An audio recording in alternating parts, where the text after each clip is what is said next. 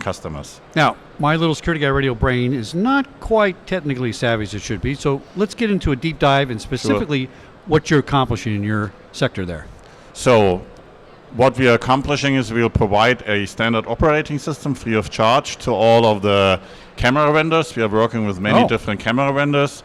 Then it will have identical interfaces, so an app developer can write an app once, and then it will run on all the different cameras from the different manufacturers on the same way. And then also we'll provide a portal for system integrators so that they can manage many different cameras from many different vendors together. And by this, we think it will be much easier and much faster to innovate. Yeah, so this is agnostic. And are you using the ONVIF standard? ONVIF is part of what we are using for discovery, but we are also adding things. It's a new standard. We are working together with the Open Security and Safety Alliance, OSA, to standardize the whole operating system we are building. And the major focus is to provide standardized interfaces for applications that they can run the same on all cameras from all vendors. Now, I've done about 1,300 shows, and every once in a while I say, you know, I don't think I've heard that before. Have I not heard this before? This sounds brand new. I think we are the first one to do this across camera vendors. Yeah. There are some people who do it proprietary just for their own cameras, but yes, we are the first ones to do that. Now, is that what I would call a disruptive introduction to the security business? Well, it depends how you define disruption. I would say it should certainly accelerate innovation a lot. Okay. And business models will change. So we are rising the level of security on the cameras. We are making it much faster for apps.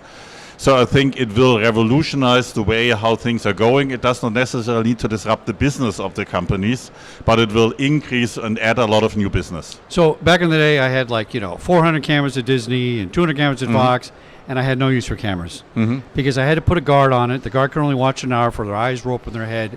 There wasn't video analytics. Oh, look, I got a video of my laptop being stolen. Oh, guess what? I know it got stolen because I don't have it anymore. It wasn't very useful. I now believe cameras are the number one most important device. Absolutely. And I think they're preventative.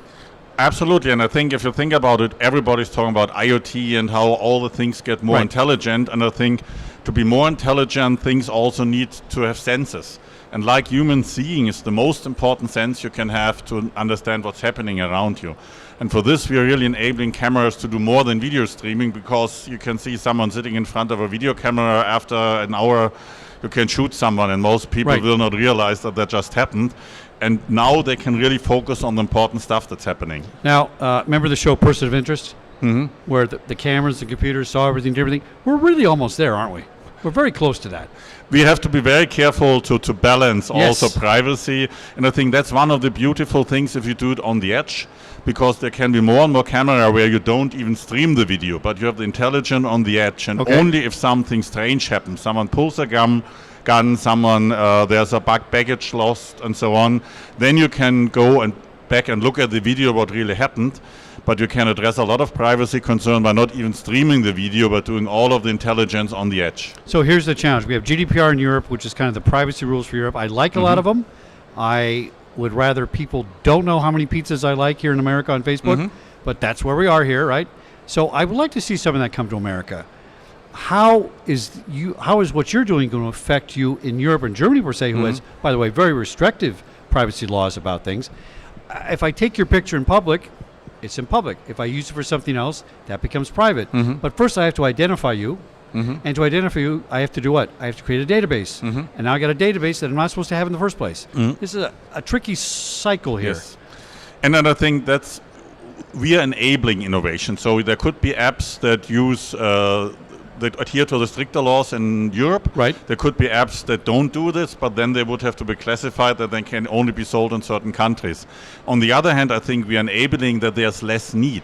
Like you want to have a security system and you don't need to identify everybody, but only critical person or someone that does something that's not okay. So by doing this, we would enable to reach any desired standard of security with a minimum of personal information to be processed. Very exciting, and it's a Bosch startup. Yes. And Bosch, you make the best handheld screwdriver in the universe. I've had this thing for 10 years. And we help build the best cars. It's absolutely amazing. Thank Give you. us your name and website one more time. Thank you. Name and website one more time. Don't go now. I have to have your name and website. Website, sast.io. Important information. And the name one more time. Let me hear it. SAST.io. No, your name. And my name is Hartmut Schaper. I love the way that sounds. Fantastic. Thank you. Back in a minute here at Security Guy Radio. It's GSX 2019 ASIS TV.org. Almost got that wrong. I need do some it sugar. like me. Anybody got some sugar? I need a candy bar. Back in a minute here at the show. Thank you. All right.